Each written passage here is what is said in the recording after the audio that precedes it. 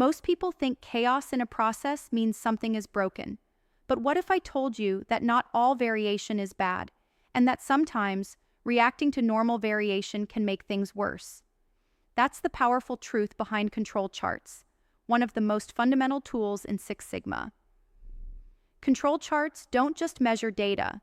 They help you understand what's really happening beneath the surface. They separate noise from signal, and that distinction can save companies time, money, and frustration. If you're pursuing a Six Sigma certification, understanding control charts is a game changer. They are the heart of statistical process control, often called SPC. In plain English, a control chart is a visual tool that tracks process performance over time. It shows you whether your process is stable and predictable, or if something unusual has occurred that needs attention. Picture a line graph that plots data points, each representing a measurement from your process against time. Then imagine two horizontal lines running above and below the average. Those are your control limits, calculated from the process data itself. If the points stay within those limits and show no unusual patterns, your process is said to be in control. If they wander outside or behave strangely, it's a signal that something changed. Let's make this more concrete. Imagine a coffee shop that prides itself on consistency. Every latte should be served within 3 minutes of the order being placed.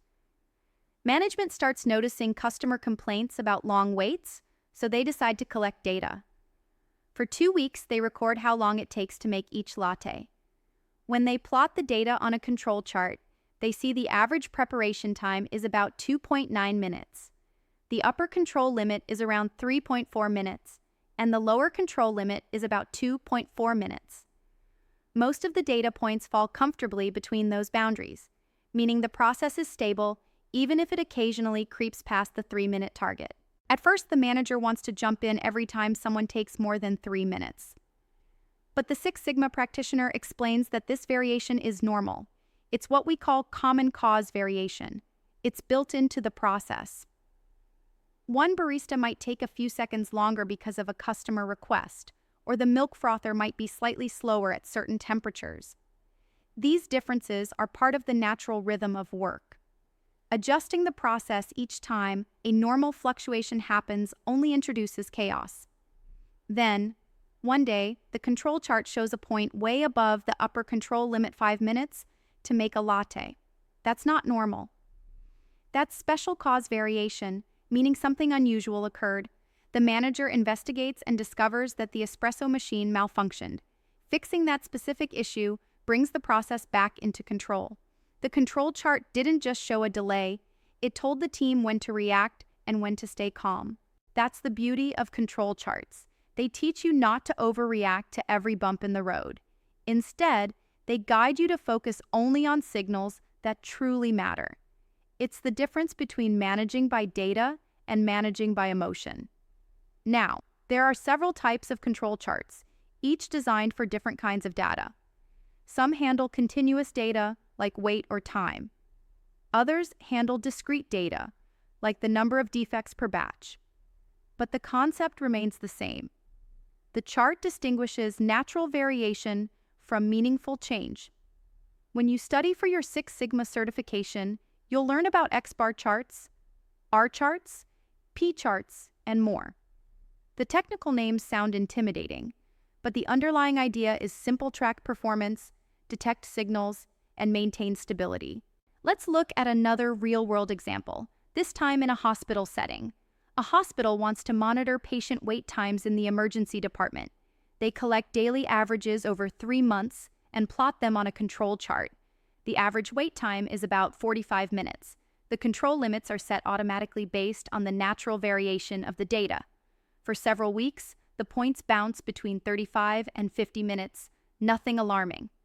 But then, suddenly, one data point hits 70 minutes. The team digs deeper and discovers that on that day, half the staff called in sick. It's an understandable spike, but it's also a lesson. The process itself wasn't broken. It was stressed by a special cause. The solution isn't to overhaul the triage process. It's to build a contingency plan for staffing shortages. Control charts turn subjective complaints like it feels like things are taking longer, into objective truths. They give leaders confidence to act based on data, not anecdotes.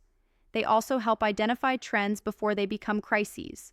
For instance, if the data points start creeping upward over several weeks, even if they're still within limits, it could indicate a slow, drift-to-subtle problem that needs proactive attention. Of course, using control charts correctly takes some discipline. One common pitfall is confusing control limits with specification limits. Specification limits are what the customer expects, like 3 minutes per latte. Control limits are what the process actually produces based on its data. You can be within control limits and still outside the customer's expectations. That means the process is consistent, but consistently off target. Another common mistake is setting control limits manually instead of letting the data determine them. Control limits should always come from real process behavior, not from guesses or arbitrary goals. Another trap is collecting too little data. Control charts rely on patterns, and you can't see a pattern with only a handful of data points. It's like trying to understand a movie after watching one scene. The power of a control chart comes from seeing how performance evolves over time. When you have enough data, you start seeing the story your process is telling. Finally, there's a psychological challenge. People love to react. They feel good when they fix things, even if nothing was really broken. But one of the hardest lessons in Six Sigma is learning when not to act. Sometimes, the best decision is to observe, collect more data, and wait. That patience builds stronger, more stable systems. For anyone pursuing Six Sigma certification, mastering control charts is like learning to read a new language, the language of process behavior. You begin to see variation not as an enemy, but as information. You start recognizing that every process has a personality, a pattern of performance that you can measure and manage. The takeaway is simple but powerful. Control charts aren't just graphs. They're guides. They tell you when to intervene and when to stay the course. They help you separate real problems from noise. And over time, they build trust between teams and data. So whether you're running a factory line, a restaurant, or a hospital department, control charts give you clarity. They turn guesswork into confidence. They teach you that stability is the foundation of improvement and that reacting to noise only adds more of it. When you understand control charts, you don't just see lines and dots. You see the heartbeat of your process.